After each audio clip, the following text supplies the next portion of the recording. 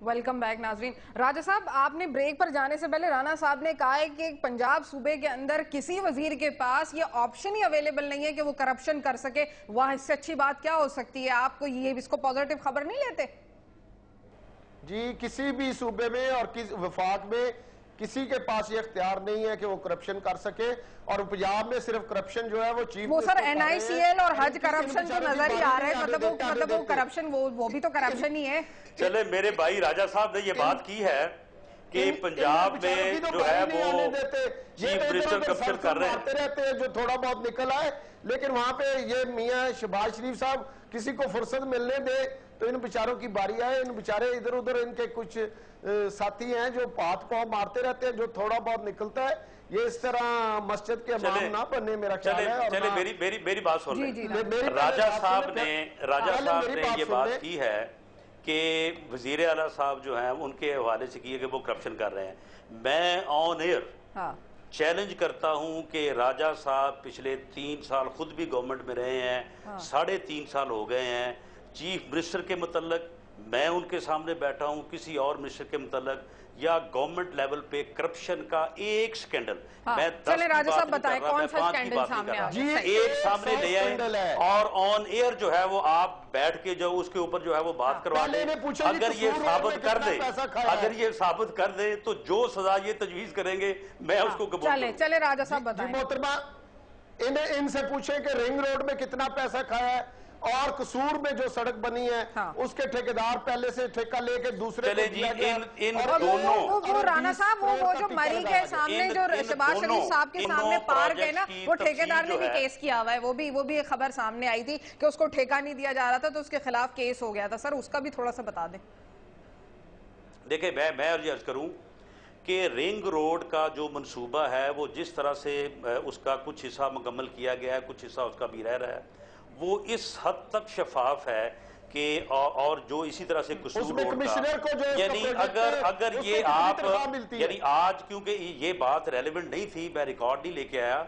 आप अगर किसी रोज इस बात के ऊपर आप बात रख लें, आप यकीन करें कि ये 20 करोड़ की बात कर रहे हैं। मैं कहता हूं कि एक पैसे की करप्शन भी अगर साबित हो जाए तो जो राजा साहब फैसला करें वो हमें कबूल है। 32 अरब रुपया सस्ती रोटी स्कैंडल में गया है। वो तो कह रहे हैं वो सैलाब कितने अरब रहा? 32 अरब 32 अरब रुपया। चले जी सुन ले बताएं। अगर 32 अरब रुपया सस्ती रोटी में गया हो तो मैं अपनी वजारत से रिजाइन करूंगा, वरना फिर मेरे भाई राजा मतलब है राजा साहब और राणा साहब शो और करना चाहिए जिसमें कंक्रीट एविडेंस मौजूद होनी चाहिए। मैं राजा साहब से भी रिक्वेस्ट करूंगी, मैं पहले से बता दूंगी कि जी वो शो में राणा साहब आ रहे हैं तो हम फिर कंक्रीट एविडेंस के साथ आए, मतलब फिर काफी चीजें क्लियर हो जाएंगी। यानी 32 अरब रुपया जो है सस्ती रोटी के लिए मुख्तसर नहीं हुआ। अगर तो 32 अरब रुपए की करप्शन वहां पे कैसे हो गई?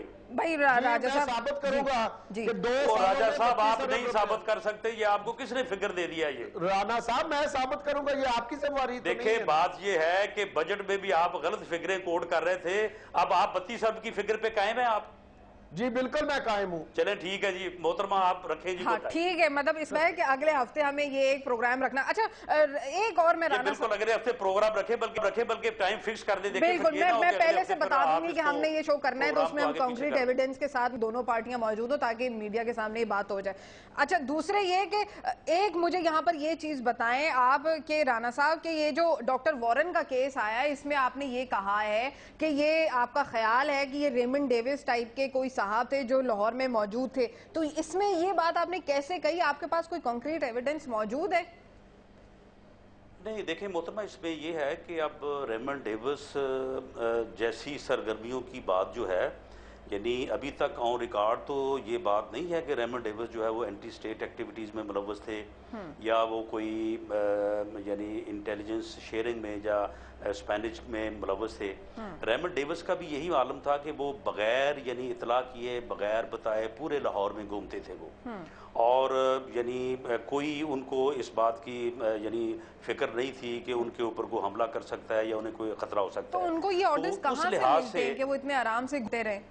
बस ये फिर देखिए ना, आप फिर जब इस किस्म का वाकया हो जाता है जैसा मिस्टर वारन का वाकया हुआ, तो बाद में फिर देखें गवर्नमेंट नहीं बल्कि मैं समझता हूँ कि पूरी कौम, पूरा मुल्क जो है वो उसके ऊपर जो है वो बैड इंप्रेशन आता है। तो अब ये मिस्टर वारन जो थे, ये भी आप लाहौर में किसी से पूछ लें कि ये हर जगह के ऊपर ये सलवार कमीज पहनते थे, उर्दू अच्छा बोल लेते थे, और यानी आम लोगों की महफिलों में और आम जगहों पे ये इस तरह से फिर रहे होते थे जैसे कि शायद ये इस मुल्क में तो इसका मतलब है मुलव्विस हो सकते हैं इस किस्म की एक्टिविटीज में।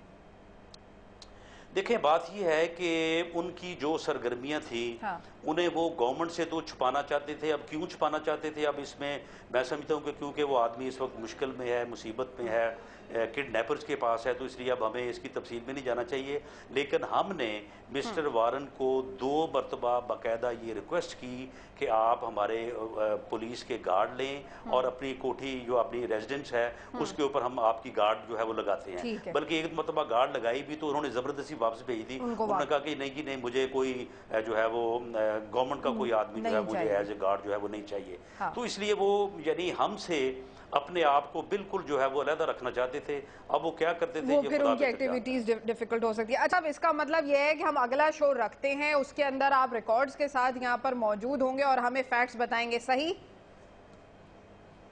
जी बिल्कुल बिल्कुल। चले, सही है राजा साहब। मैं बहुत शुक्रिया अपने मेहमानों का। राजा रियाज साहब हमारे साथ मौजूद थे, राना सनाउल्लाह साहब मौजूद थे। लेकिन नाजरीन, सितम ज़रीफ़ी देखिए कि अब तक कराची के में रेंजर्स के इख्तियारात के हवाले से कोई वाज़ेह पॉलिसी नहीं बन पाई है। आखिर कराची में अमन कायम करने के लिए कौन सा हरबा इस्तेमाल किया जाएगा? और अगर हम कराची की बात करते हैं तो पंजाब में अमन कायम करना या खैबर पख्तूनख्वा में अमन कायम करने के लिए कौन से हरबे आजमाए जाएंगे? जबकि बलोचिस्तान में लगी आग को भी कैसे बुझाया जाएगा?